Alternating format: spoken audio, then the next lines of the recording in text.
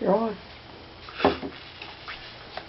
I'm often told by other people about why or how that I should go into ministry, why I shouldn't, why I failed, how I should step out, where I should go, what I should do, how I should believe, what I should believe, how wrong I've been, that I'm not of God, and the statements just go on and on, really. But the disciples walked 3.5 years with Jesus, and they weren't actually turned loose until Christ went away. Then their reign began.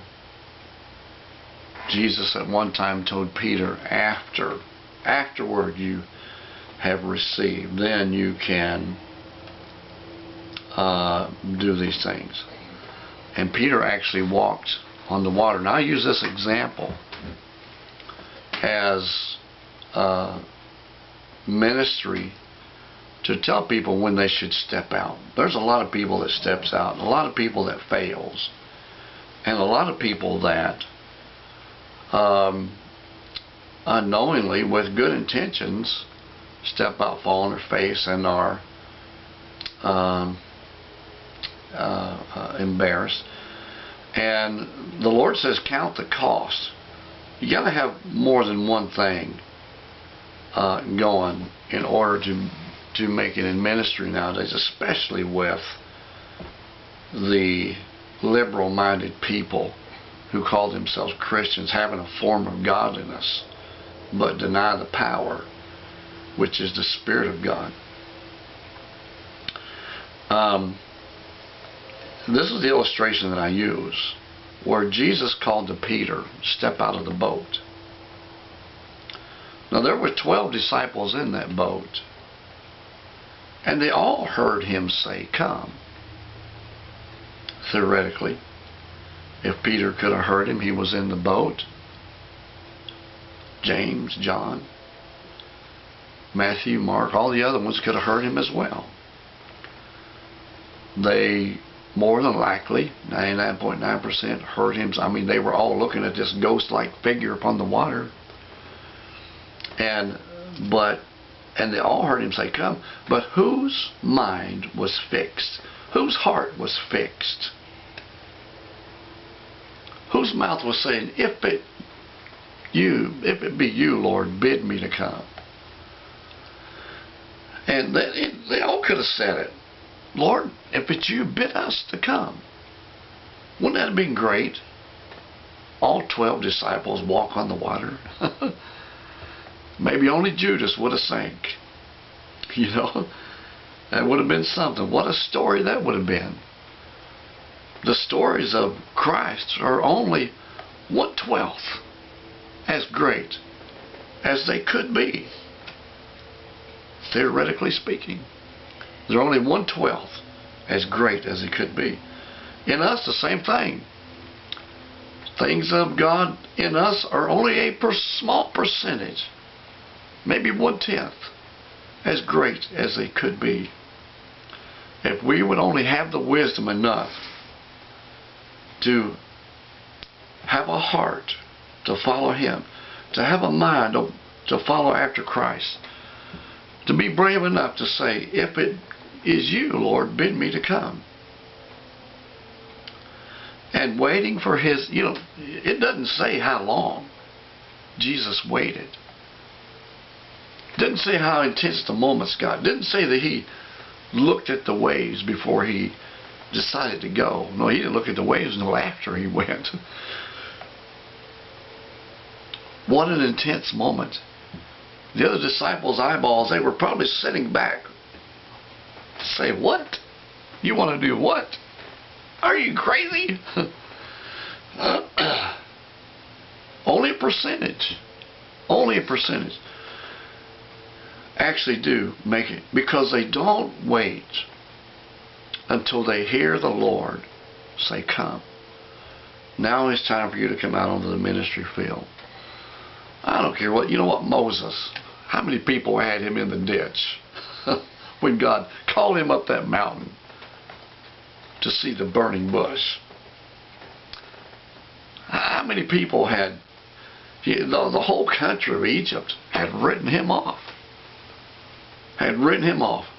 Lying, stealing, cheating, murdering, trading, traitor, coward. If he ever comes back here, we're going to run him through with a sword. Done got finished with him, you know. But God wasn't done. God hadn't even called him yet. He was just in training. Just like I'm in training. Just like you're in training. And a lot of you are in training. Haven't heard the voice yet. Say, come. Lord says, I'm going to do this. He says, now I can build you. When he uses the word now, that means he's getting you ready to step out of the boat. But just because you stepped out of the boat a couple times doesn't mean you're actually ready to step out into ministry. Peter didn't actually step out in the ministry right after he had done that. You know? But when he says step out into ministry, he says come now out into ministry. And there's a difference in there. So, waiting on the Lord to say come. Waiting on the Lord to say come. That is very much a great part of everybody's ministry. Everybody's ministry. And you'll find that in Matthew 14. It starts down about verse 28. And Peter answered him and said, Lord, if it be thou, bid me to come unto you on the water. How wise it was of Matthew to write that on the water. I mean, Matthew was sitting back looking at it. Eyewitness event. Written down. Eyewitness event written down. And he said, Jesus said, come. And when Peter was come down out of the ship, he walked on the water to go to Jesus. Now this must have been a good sized boat they were in, because he had to come down out of the ship and walk onto the water. So there must have been a way they could do that from this particular boat. And Peter, but when he saw the wind boisterous, he was afraid and began to sink and cried, saying, Lord, save me. And immediately Jesus stretched forth his hand and caught him. O thou little faith, Jesus said to him, wherefore did thou doubt? And when they were come unto the ship, the wind ceased. Then they that were in the ship came and worshipped, saying, of a truth thou art the Son of God. Okay, and this is why I say wait until you hear that voice. It's God's will that we do these things. God's will that we do these things. So if you go to Matthew 22:14, now I want to explain to you the difference, my view of the difference between few are called, or many are called, but few are chosen.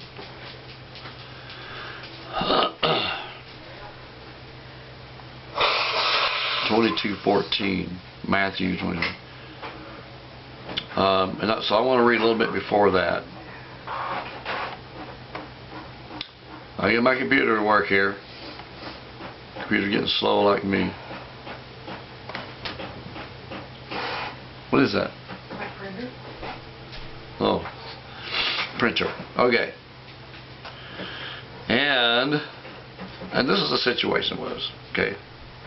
At the marriage supper, the Lord was just telling them about giving them about the marriage supper, and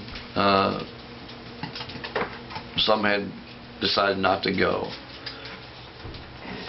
Okay, and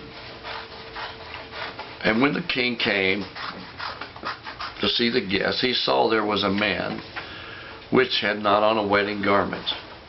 And he said to him, Friend, how comest thou in hither, not having a wedding garment? And he was speechless. Then the king said to his servant, Bind him and cast him hand and foot. And take him and cast him into the outer darkness. There shall be weeping and gnashing of teeth. For many are called, but few are chosen. This is people that step up into the place where they are not called. False prophets. False prophets. It's exactly what Christ was talking about here. So I'm saying, wait till you're called before you go. Wait, make sure that God has put this thing in your heart. Now you can go out and do ministry, okay, but if you step into the place where you're not called, like God will not call a woman pastor. It's not biblical. God does not call certain prophets. God does not call certain evangelists. There's evangelists out there that is as much false prophet as there ever was a false prophet that ever walked upon the face of this planet.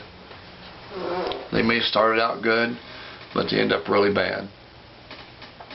And when you get yourself in trouble and you holler for Christ to take your hand and save you, it'll be a miracle if He does, because He'll tell you, stop your sinning and stop having bad influence on people and that kind of thing. That's the difference between many are called but few are chosen. Go back and look what He was talking about, and it's pretty easy to understand. Alright, God bless you. Thank you for joining. We'll see you again next time. Another great message, Crossing the Middle Ministry.